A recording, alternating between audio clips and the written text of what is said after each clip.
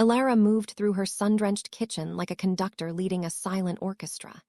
The aroma of freshly baked sourdough mingled with the sweet scent of Mia's blueberry pancakes.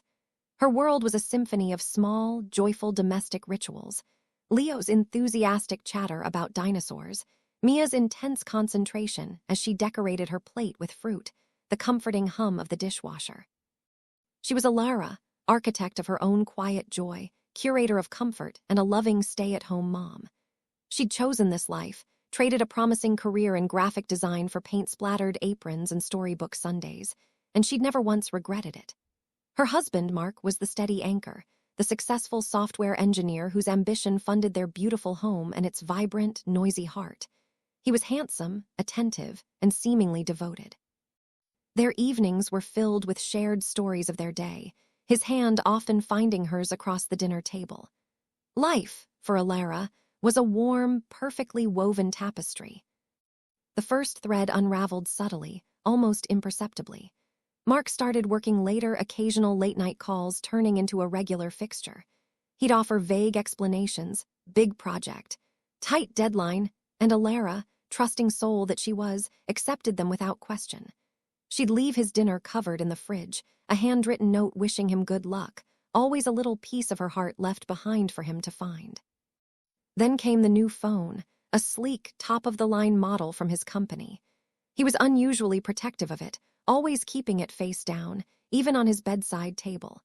A small, uncharacteristic flutter of unease danced in Ilara's chest, but she blamed it on being overly tired.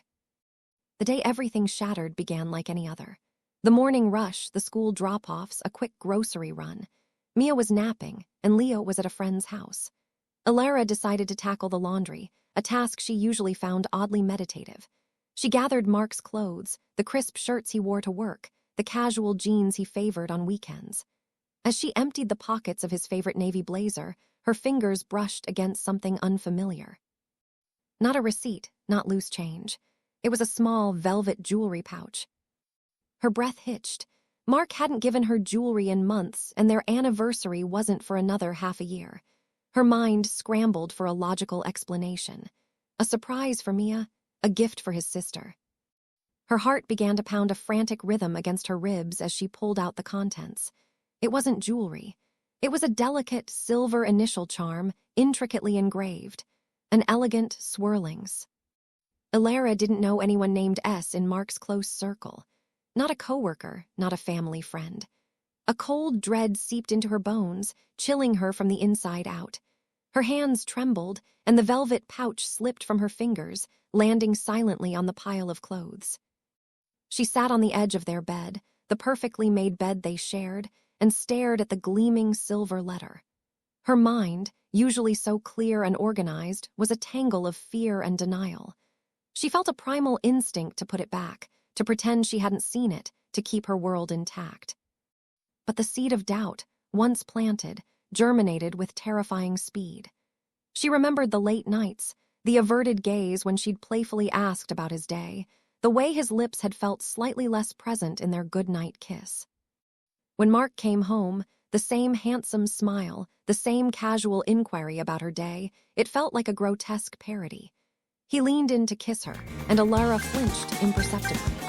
The scent of his expensive cologne, once so comforting, now seemed tainted. She waited until after dinner, after Mia was asleep, after Leo had finally succumbed to his bedtime story. She walked into the living room where Mark was scrolling through his new phone, a glass of whiskey and beer. "Mark," she began, her voice sounding oddly brittle, even to herself. He looked up, a pleasant, tired smile on his face. "Hey, love, rough day." She didn't answer. Instead, she reached into the pocket of her apron and pulled out the small velvet pouch. She opened it, letting the silvers touch the lamplight. Mark's smile faltered. His eyes widened, comprehension dawning, then quickly replaced by a panicked mask of feigned innocence. "What's this? Where did you get that?" "I found it," Ilara said, her voice steady now, infused with a desolate calm. "In your blazer pocket." He surged to his feet, a flush creeping up his neck. "Ilara, it's nothing. It's for a client's wife, a thank you gift. I just forgot to give it to her." "No," Alara cut him off, her gaze piercing. Don't lie to me, Mark. Not now, not about this. The veneer shattered. His shoulders snapped. The carefully constructed image of the devoted husband crumbled, revealing the raw, ugly truth beneath. He looked at her, not with love, but with a desperate plea mixed with guilt. Alara, please, he whispered, stepping towards her, his hand outstretched. It was a mistake, a stupid, meaningless mistake. She means nothing to me. You're my family. You and the kids are everything. Alara took a step back, the sea still glinting in her palm, a shard of ice in her hand. The man standing before her, the man who had shared her bed for 15 years, the father of her children, was suddenly a stranger. The warm tapestry of her life had been ripped apart, revealing the frayed, broken threads beneath. Meaningless, she echoed, her voice rising now, echoing the hollow ache in her chest. Was the time you spent with her meaningless, Mark? Was the sneaking around meaningless? Was the lie you lived every single day to my face in our home meaningless? Tears welled in her eyes, hot and stinging, but she refused to let them fall. Not yet. She wouldn't break down in front of him. I love you, Alara, he insisted, his voice cracking. I swear, it was a moment of weakness, a lapse in judgment. I can fix this. Please, just give me a chance. Alara looked around the living room, at the family photos on the mantelpiece, at the worn armchair where she read bedtime stories, at the small, hand-painted ceramic bowl Mia had made for her. This was their home, built on trust, on shared dreams, on her unwavering love. And he had defiled it. The pain was a physical blow, a gaping wound in her soul. She realized in that shattering moment that the say wasn't just an initial. It was the symbol of an ending. You don't get to fix this, Mark, she said, her voice dropping to a dangerous calm. She looked at the silver initial one last time, then let it drop to the carpet.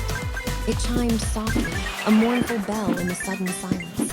You ripped it apart, and I don't think I know how to put it back together.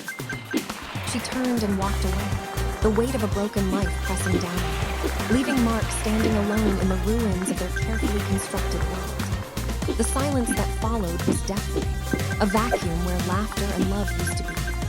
Alara knew with a chilling certainty that her loving stay-at-home mom life, as she knew it, had ended, and she had no idea how to begin the next chapter.